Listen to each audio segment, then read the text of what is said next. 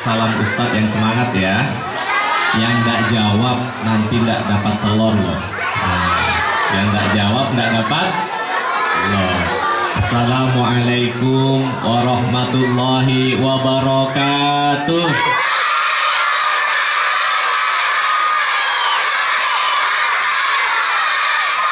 Alhamdulillah.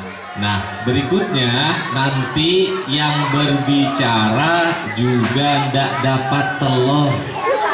Ya, yang ndak dengerin Ustadz ceramah ndak dikasih telur. Emaknya banyaknya telur begini baru ndak dapat. Ayo, yang berbicara nanti Ustadz tunjuk loh ya. Berarti dia ndak dapat. Alhamdulillah, alhamdulillahilladzi arsala rasulahu bil huda wa dinil haq liyudhhirahu 'ala ad-dini kullih wa kafa billahi syahida. Asyhadu an la ilaha illallah wa asyhadu anna Muhammadan 'abduhu wa rasuluh la nabiyya wa la rasula ba'dah. Allahumma salli wa sallim 'ala sayyidina Muhammadin wa ala alihi wa ashabihi wa man tabi'ahum bi ihsanin ila yaumiddin. Yang kami muliakan Ibu Sri Ratna yang sudah menyelesaikan tugas beliau di tempat ini, kita doakan bersama semoga beliau sehat, mendapatkan berkah di dalam hidupnya dan dilancarkan semua urusannya. Amin ya robbal alamin. Bapak Ibu Dewan Guru, para staf serta ibu-ibu Dewan Paguyuban, komite, dan anak-anakku sekalian yang dirahmati Allah Subhanahu wa Ta'ala. Anak-anak, Ustadz mau cerita, siapa mau dengar? Nah, kalau Ustadz mau cerita, kalau mau dengar ceritanya, berarti anak-anak harus Oke. Anak-anak, Ustadz mau mulai dengan cerita orang yang suka membuli, ujung-ujungnya Allah beri azab. Jadi orang yang suka mengganggu orang lain, Allah berikan siksa di dunia. Tahu nggak siksanya orang yang suka membuli? Apa? Ada orang yang suka mengganggu orang lain, Allah hancurkan kepalanya dengan batu. Allah timpuk dia dengan batu. Allah kirim burung-burung untuk melempar batu ke kepalanya. Kenapa? Karena dia suka mengganggu orang. Ayo, ada yang mau mengganggu teman Anda? Nah, jangan. Nanti Allah kirim burung untuk dilempar ke kepalanya. Adik-adik sekalian, pada tahun 570 atau 571 Masehi, ada seorang raja, ada kerajaan yang bernama Habasyah, mengutus panglima perangnya. Panglima perangnya itu namanya Abraha. Siapa namanya? Abraha itu orangnya tinggi, jauh lebih tinggi dari Ustadz ini. Orangnya besar, orangnya hitam, mukanya sangar. Tinggi, besar, hitam, mukanya sangar. Baru orang ini jahat sekali. Diutus oleh Raja Habasyah untuk memerangi seorang raja yang bernama Zunwas. Zunwas ini, atau di dalam riwayat yang lain namanya Zunufar, ini adalah Raja Yaman. Raja mana? Raja negeri Yaman. Diperangi oleh si panglima perang yang kejam ini. Siapa namanya? Panglima Abraha. Diperangi, menang Panglima Abraha. Setelah berkuasa, banyak penduduknya dipenggal kepalanya. Yang laki-laki dipenggal kepalanya oleh orang yang suka ganggu orang. Namanya siapa? Abraha. Kemudian Abraha ini merasa tidak puas karena setelah menaklukkan negeri Yaman, orang-orang Arab masih belum takut sama Abraha, sehingga dia taklukkan negeri-negeri yang lain. Kemudian Abraha mendapat kabar kalau orang Arab pergi haji ke mana? Ke Ka'bah, ke Baitullah. Jadi sebelum Nabi Muhammad diutus, orang Arab biasa itu pergi haji dan pergi ziarah ke Ka'bah. Kemudian Abraha merasa tidak puas. Pokoknya semua orang Arab harus tunduk kepada Abraha, harus datang ke tempatnya Abraha yang saat itu sudah menjadi raja di negeri Yaman. Kemudian Abraha ini, anak-anakku sekalian, ingin menghancurkan Ka'bah. Ayo, Abraha pergi dengan pasukan yang besar, banyak pasukannya. Siapa yang tahu apa kendaraan pasukan Abraha? Iya betul, Abraha bawa pasukan yang menunggangi gajah. Gajahnya tahu nggak ukuran gajahnya kayak apa? Kayak Ustadz ini loh. Lebih besar lagi ya, jauh lebih besar. Gak? Siapa yang pernah lihat gajah angkat tangan? Adik-adik, ya cukup. Gajahnya itu besar sekali. Ini bukan gajah di kebun binatang. Ini gajah Eropa, gajah Afrika. Gajah Afrika itu besar sekali, hampir kayak ruangan ini. Jadi kalau lewat, jadi berangkat dari Yaman ke Arab itu, setiap lewat kampung, setiap lewat penduduk dibunuh oleh Abraha. Dibunuh, diinjak dengan gajahnya. Nah, berarti Abraha itu suka membuli, suka mengganggu orang. Tiba dia ke kota Mekah, kemudian bertemu dengan sesepuh kota Mekah yang bernama siapa? Abdul Muthalib. Kemudian, wahai Abdul Muthalib, serahkan semua hartamu dan pergi dari kota Mekah. Yang tidak pergi akan dibunuh, karena mereka akan menghancurkan simbol orang-orang Arab saat itu, peninggalan Nabi Ibrahim yang bernama Ka'bah. Pergi Abdul Muthalib pergi dan berdoa, ya Allah, Baitullah adalah rumahmu, Ka'bah adalah rumahmu, tempat kami melakukan haji. Kemudian orang-orang Mekah pergi ke gunung, ditinggalkan Abraha ingin masuk kota Mekah. Sebelum masuk kota Mekah, adik-adik tahu nggak? Gajahnya pas mau mendekat ke Ka'bah, gajahnya nggak mau jalan. Gajahnya duduk tersungkur semuanya. Marah Abraha, gajah, ayo bangun. Semuanya nggak ada yang mau. Gajahnya tahu kalau mendekat ke Baitullah pasti nanti Allah beri azab. Tapi Abraha dicambuk gajahnya, karena orangnya kejam, dicambuk terus. Tapi gajahnya tidak bergeming. Ketika dicoba gajahnya mau dibawa pulang, gajahnya senang semuanya, lari lompat-lompat. Ada yang lompat, di mana gajah lompat begitu ya? Begitu, lompat-lompat gajahnya. Ketika sudah menjauh dari kota Mekah, kemudian Allah murka kepada orang yang suka mengganggu orang lain. Maka Allah utus burung. Siapa yang tahu nama burungnya? Burung ababil. Tahu nggak burung ababil bawa batu apa?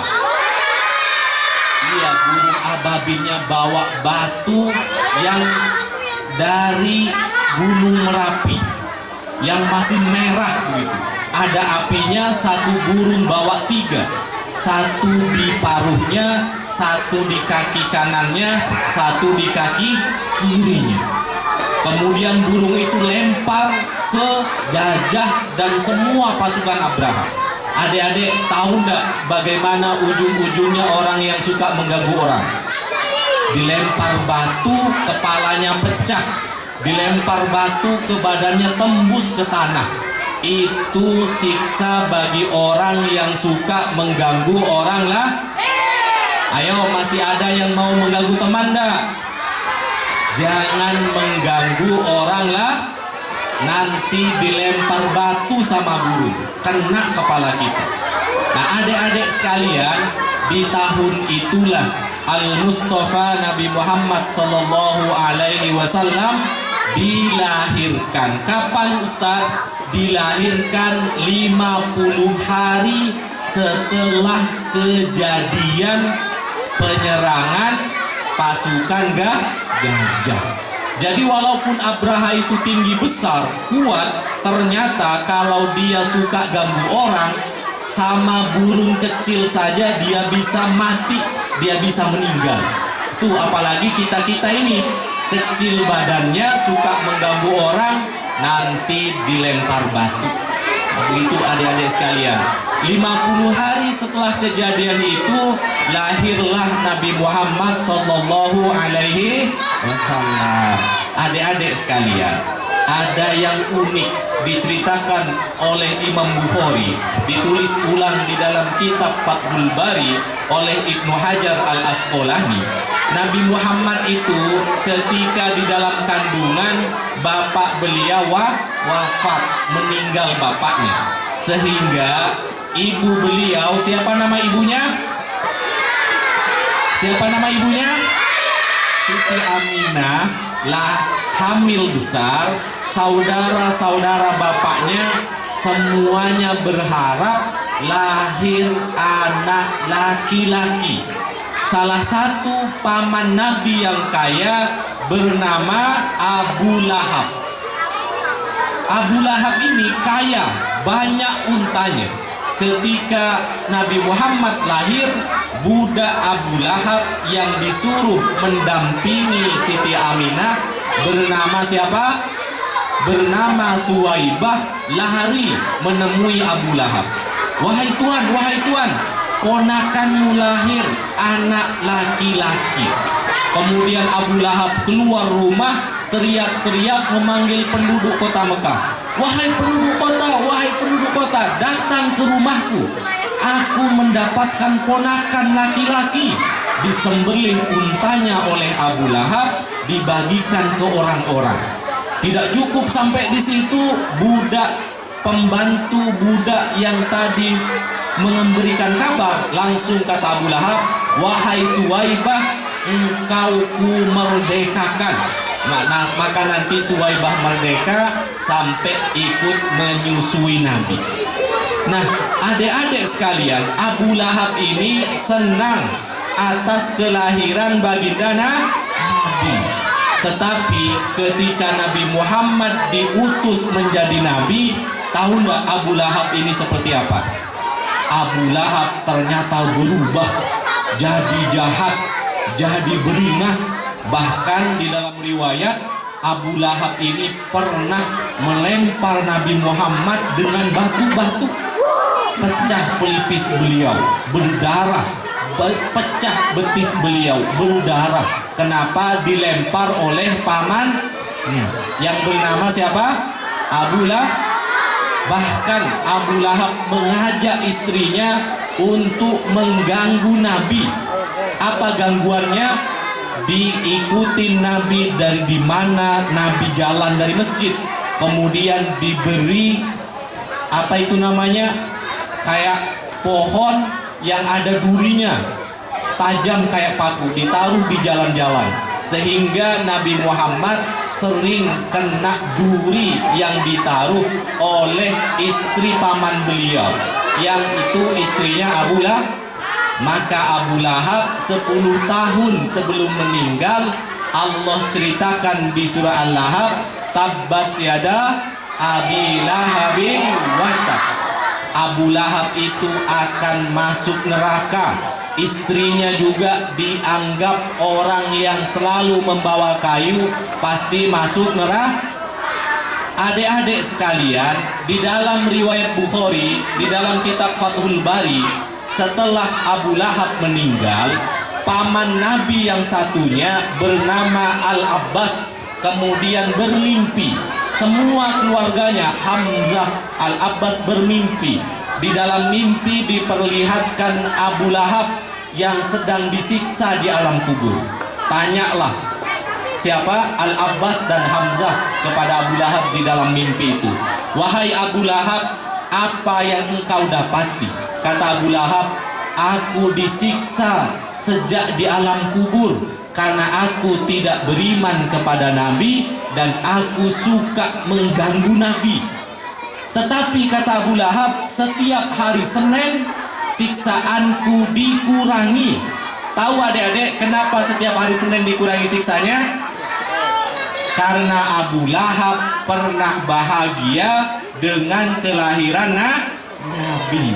Maka kita pada pagi hari ini juga berbahagia. Kita bawa makanan disedekahkan kepada orang. Kenapa kita bahagia? Nabi Muhammad Sallallahu Alaihi Wasallam 1400 tahun yang silam sudah dilahirkan. Maka itu kita mengadakan acara Maulid Nabi agar kita juga bisa mendapatkan pertolongan dari Nabi Muhammad Sallallahu Alaihi Wasallam. Anak-anakku sekalian, Abu Lahab yang jahat saja dapat pengurangan siksa. Apalagi kita yang baik, tentu kita mendapatkan kebaikan dari Allah Subhanahu. Maka itu kita berkumpul hari ini Bapak Ibu sekalian dalam rangka izharus surur, menunjukkan kebahagiaan atas dilahirkannya Rasulullah Sallallahu Alaihi Wasallam. Nanti bisa disampaikan ulang oleh Bapak Ibu guru. Kisah ini ada di kitab Fathul Bari karangannya Ibnu Hajar Al-Asqalani ketika mensarah hadis Bukhari. Adik-adik sekalian, mau cerita yang lain? Oke. Setelah kita senang dengan kelahiran Nabi, apa yang harus kita lakukan? Maka kita harus mencintai Nabi Muhammad Sallallahu Alaihi. Adik-adik sekalian, di dalam riwayat Tirmidzi ada seseorang yang datang kepada baginda Nabi. Orang ini A'robi, orang kampung, orang gunung, datang kepada Nabi, tidak pakai sandal, bajunya juga seadanya lusuh, pakaiannya compang-camping, kemudian nanya, Nabi, mata sa'ah, Nabi, kapan kiamat? Tuh, adik-adik dulu orang nanya apa? Kapan hari? Nabi sampai kaget didatangi orang ini. Apa kata Nabi? Wa masta'da'talaha. Apa yang engkau siapkan? Ngapain tanya hari kiamat? Sudah siap enggak kalau hari kiamat datang? Orang ini sedih adik-adik, kemudian tertunduk, dia meneteskan air mata, orang ini sadar. Apa kata orang ini? Ya Nabi Allah, ma shallaitu katsiran. Aku memang tidak banyak sholat sunnah. Wa ma sumtu katsiran. Aku tidak banyak berpuasa sunnah. Walakin uhibbullaha wa uhibbu Rasulullah sallallahu alaihi wasallam. Anta ya Rasulullah. Tetapi walaupun tidak banyak sholat sunnah, tidak banyak puasa sunnah, aku mencintai Allah dan aku mencintaimu, wahai Rasulullah SAW. Hadis ini juga ditulis oleh Imam Bukhari. Kemudian Nabi tersenyum, memegang pundak orang ini dan mengatakan, Ya rajul, ya fulan, anta ma'aman ahbabta. Engkau akan bersama orang yang engkau cintai di dalam surga. Adik-adik cinta sama Bu Ratnanda? Maka adik-adik harus doakan Bu Ratna guru kita agar mendapatkan kebaikan. Insya Allah nanti di akhirat kita akan bersama-sama beliau. Karena kata Nabi, anta ma'aman ahbabta. Engkau akan berada di surga atau berada di neraka bersama orang-orang yang engkau cintai. Adik-adik sekalian, cukup enggak kita hanya mengatakan cinta kepada Nabi? Ternyata tidak cukup anak-anakku sekalian. Cinta kepada Nabi harus dibuktikan. Harus apa? Harus dibuktikan. Banyak cara membuktikan cinta kita kepada Nabi. Paling tidak ada dua. Kata ulama, paling tidak ada dua. Yang pertama, kalau adik-adik suka main bola, pasti ngobrolnya dengan teman ngobrol apa? Ngobrol bola. Kalau suka nonton TV, ngobrol tentang tapi kalau cinta kepada Nabi pasti sering menyebut nama itu bukti cinta pertama, menyebut nama Nabi, atau bahasa lainnya sering bersolawat kepada Nabi. Maka adik-adik, bapak ibu sekalian, buktikan cinta kita kepada Nabi dengan banyak bersolawat kepada Adik-adik, sebelum Ustadz cerita satu lagi, ayo kita berselawat bareng-bareng. Ikutin ya. Sallallahu ala Muhammad, sallallahu alaihi wasallam, sallallahu ala Muhammad, sallallahu alaihi wasallam. Ya Nabi salam alaika, ya Rasul salam alaika, ya Habib salam alaika, salawatullah alaika. Sekali lagi, tapi bayangkan adik-adik sedang cinta rindu ingin ketemu Nabi Muhammad SAW. 1, 2, 3. Sallallahu ala Muhammad,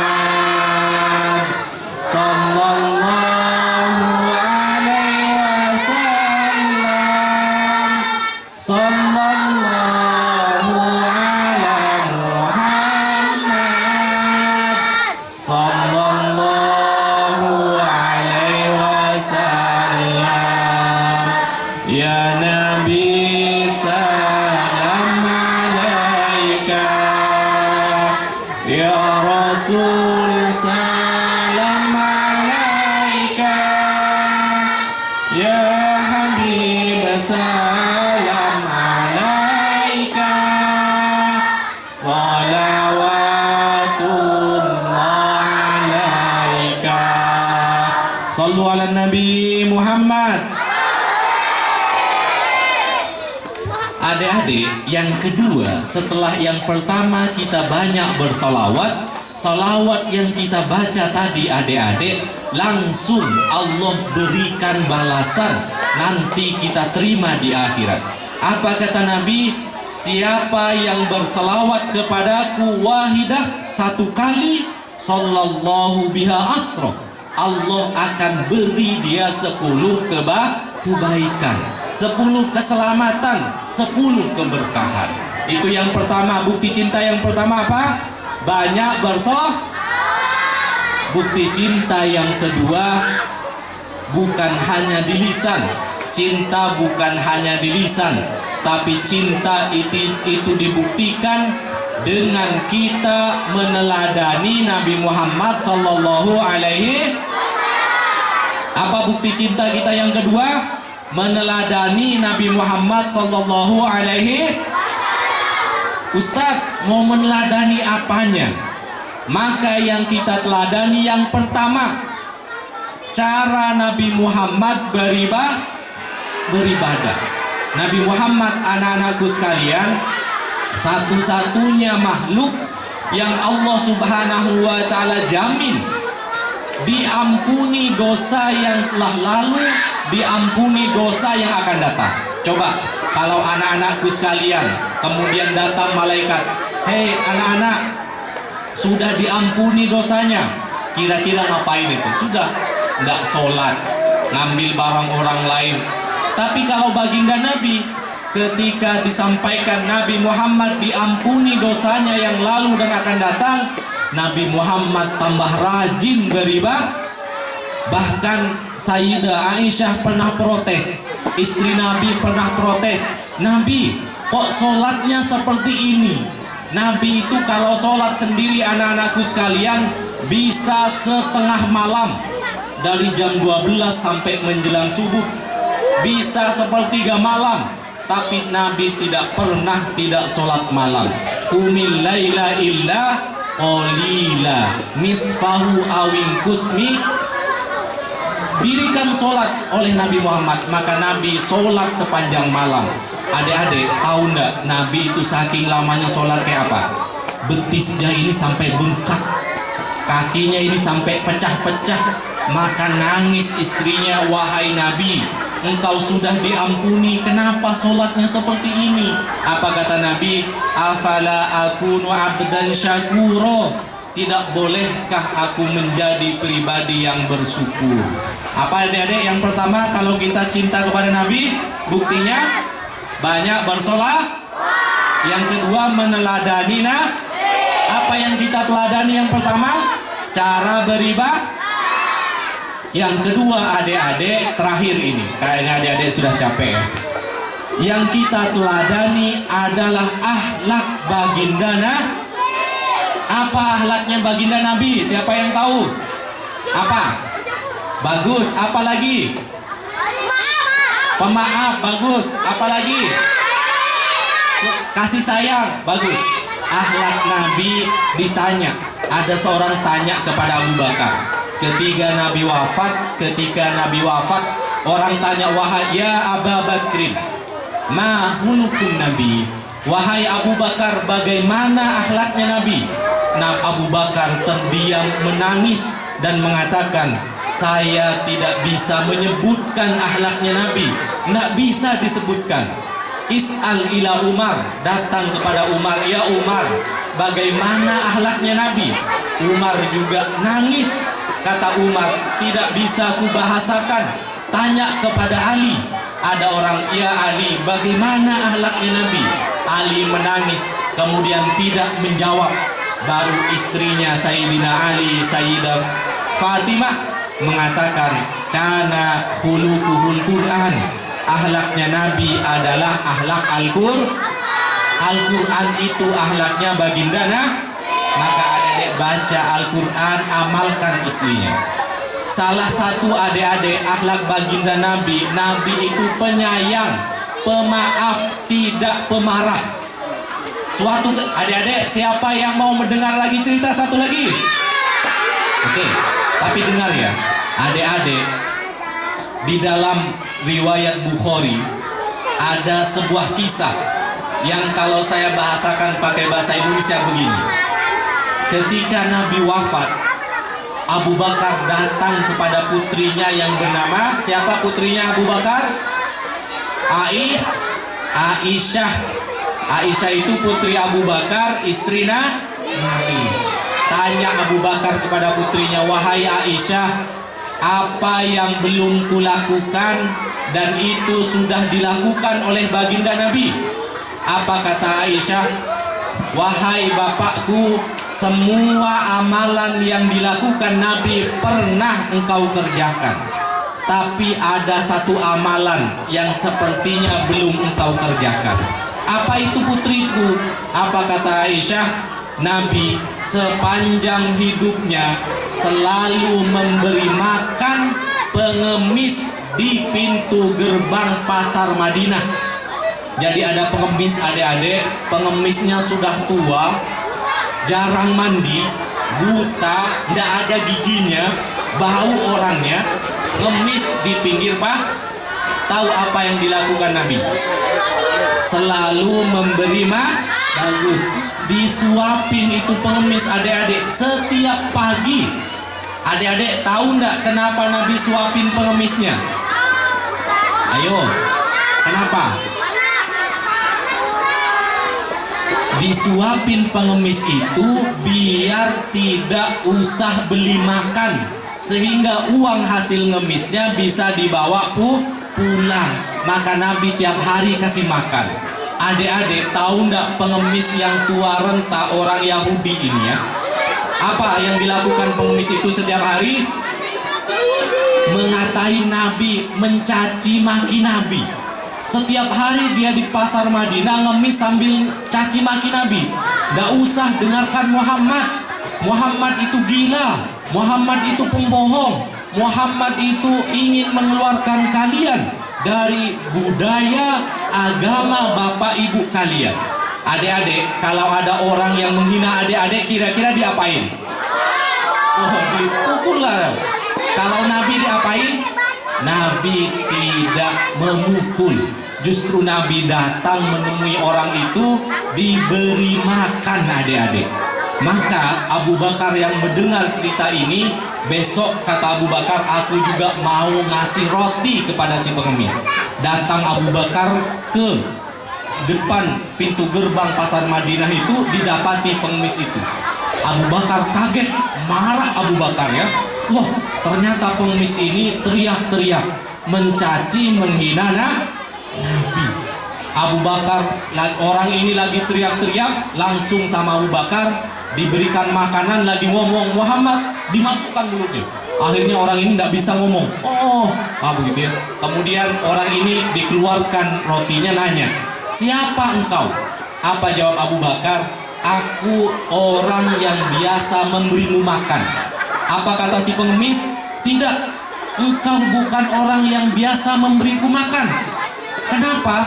Karena engkau memberi makan dengan kasar. Kalau Nabi Muhammad, kalau orang yang sebelum engkau ini bukan hanya lembut, tapi dia masih memapahnya dulu. Pengemisnya tidak ada giginya. Jadi kalau dikasih roti mungkin bisa terselak. Jadi Nabi Muhammad haluskan dulu makanan, baru disuapkan kepada si pengemis. Maka Abu Bakar nangis, sejadi-jadinya Abu Bakar nangis, begitu ya. Kata si pengemis, kenapa engkau nangis? Cuman dimarahin sedikit. Apa kata Abu Bakar? Aku bukan nangis karena engkau marah, aku nangis karena ingat betapa mulianya akhlak Nabi Muhammad Sallallahu Alaihi Wasallam. Dicaci maki, difitnah, tetap Nabi Muhammad menyuapimu dengan lembut. Aku saja tidak sanggup, yang hanya mendengar tidak sanggup. Tanya oleh si pengemis, siapa yang biasa menyuapiku? Mana orangnya? Yang menyuapimu adalah Nabi Muhammad yang selama ini engkau caci, selama ini engkau fitnah. Maka pengemis tersebut bertanya, siapa engkau tuan? Aku Abu Bakar, sahabat sekaligus mertua beliau. Maka kata si pengemis, al-an ya Abu Bakar, ishhad bi anni ashhadu an la ilaha illallah wa anna muhammadar rasul. Begitu adik-adik akhlak Nabi Muhammad, tidak pemarah, pemaaf, dan penyayang, penyabar. Maka adik-adik kalau memang cinta kepada Nabi harus menjadi pribadi yang pemaaf, harus menjadi pribadi yang penyayang, harus menjadi pribadi yang sabar. Adik-adik yang dirahmati Allah Subhanahu wa taala, terakhir, bukti bahwa Nabi Muhammad itu penyabar. Adik-adik, ketika Nabi sedang sholat dengan sahabat, selesai sholat Jumat, tiba-tiba ada orang datang ke masjid Nabi. Lalu apa dilakukan orang itu? Buka celana, kencing di masjid Nabi. Orang itu kencing di masjid Nabi. Abu Bakar langsung marah, diambil pedangnya. Ya Nabi, saat unuku, aku akan potong lehernya. Apa kata Nabi? Mahlan ya Umar, bukan Abu Bakar.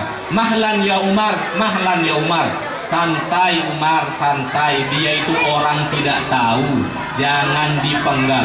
Lalu apa yang harus kulakukan? Kamu diam saja, biarkan dia selesai kencing. Jadi diselesaikan orang itu kencing, kata Nabi. Karena kalau tidak diselesaikan, kencingnya bisa kemana-mana. Sudah, biarkan kencing. Setelah selesai kencing, apa kata Nabi? Ya Umar, khudh, wahai Umar, ambilkan dalwu, ambilkan ember, kemudian siram bekas kencingnya. Orang tersebut merasa diperlakukan dengan spesial. Sebelum balik dia berkata, saya bersaksi bahwa Muhammad adalah utusan Allah karena hatinya lembut, pemaaf, dan penyabar. Begitu sifat Rasulullah Shallallahu Alaihi Wasallam. Jadi adik-adik sudah tahu ya, kalau cinta Nabi, coba kita ulangin. Kalau kita cinta kepada Nabi, yang pertama harus banyak Yang kedua harus meneladani teladani beliau dalam beribadah, teladani akhlak beliau dalam kehidupan sehari-hari. Maka insya Allah kita termasuk orang-orang yang akan mendapatkan syafaat dari Rasulullah Shallallahu Alaihi. Adik-adik, Ustadz cukupkan, tapi sebelumnya kita berselawat sekali lagi kepada Rasulullah Shallallahu Alaihi Wasallam agar kita bisa bersama-sama masuk surga bersama Rasulullah Shallallahu Alaihi Wasallam. Siap berselawat? Coba sekarang adik-adik yang baca, Ustadz diam. Ustadz mulai, baru adik-adik lanjutkan. 1, 2, 3. Sallallahu.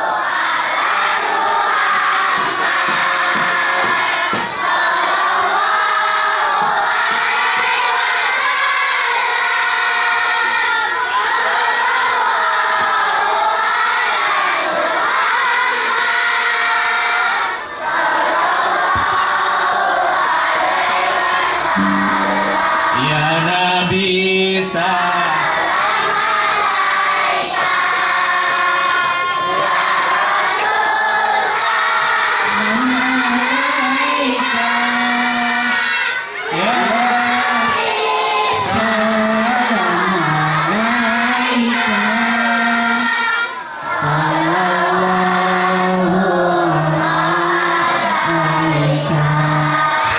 Adik-adik yang dirahmati Allah Subhanahu wa Ta'ala, itu mungkin yang bisa Ustadz sampaikan terkait dengan acara kita Maulid Nabi. Terakhir, Ustadz ingin berpesan kepada kita semua, karena orang tua kita Ibu Sri Ratna akan pindah ke tempat lain, maka selalu ingat dan doakan beliau, hargai apa yang sudah beliau lakukan untuk kita. Di dalam kitab Alfiyah Ibnu Malik pernah suatu ketika mengarang kitabnya, beliau mengatakan Fa'iqotan Alfiyat Ibnu Mukti, kitab ini bisa mengalahkan kitab Ibnu Mukti pendahuluku. Setelah beliau ingin menulis, kemudian hilang semua ingatannya, sampai beliau frustasi, tertidurlah Ibnu Malik. Apa di dalam mimpi beliau bertemu dengan orang yang berbaju putih, kemudian bertanya kepada Ibnu Malik, "Wahai Ibnu Malik, kenapa engkau tidak bisa melanjutkan tulisanmu?" "Tidak tahu Tuan, hilang isi kepalaku." Apa kata orang tersebut? "Karena engkau sudah tidak menghargai pendahulumu." Siapa itu? "Aku Ibnu Mukti yang sudah mengajarkan ilmu kepadamu."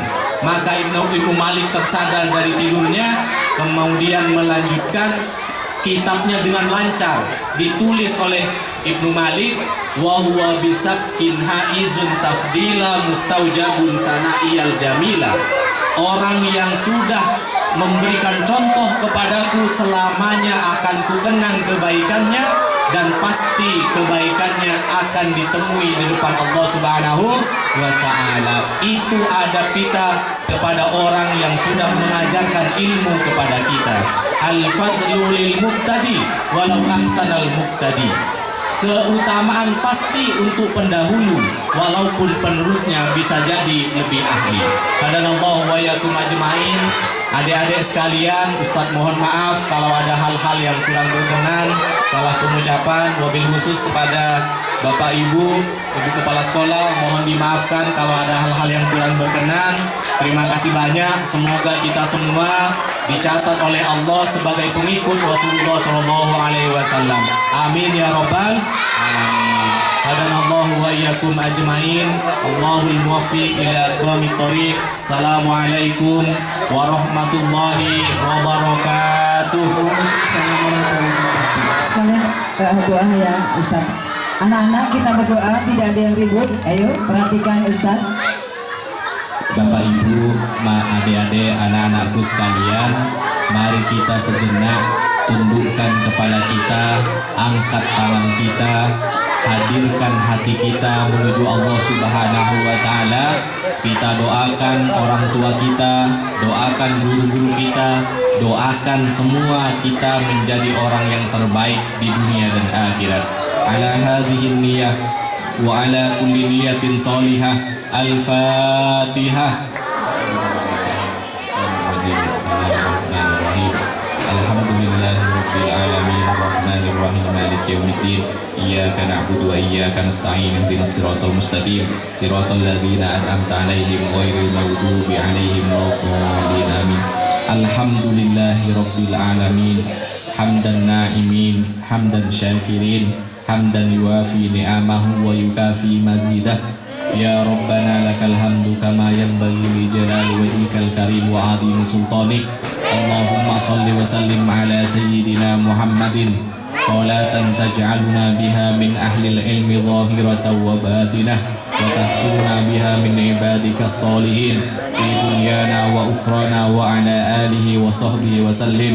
اللهم ya Allah ya Rabbal Ghafur, ya Allah ampunilah dosa kami, dosa kedua orang tua kami, dosa para guru-guru kami, dosa para pendahulu kami yang telah membimbing kami. Ya Allah ya Aziz, muliakanlah guru-guru kami, tempatkan guru-guru kami yang sudah tiada ke dalam surgamu ya Allah. Yang masih hidup di dunia, panjangkan umurnya, berkahi hidupnya, permudah rezekinya, dan berikan perlindungan di dunia dan akhirat.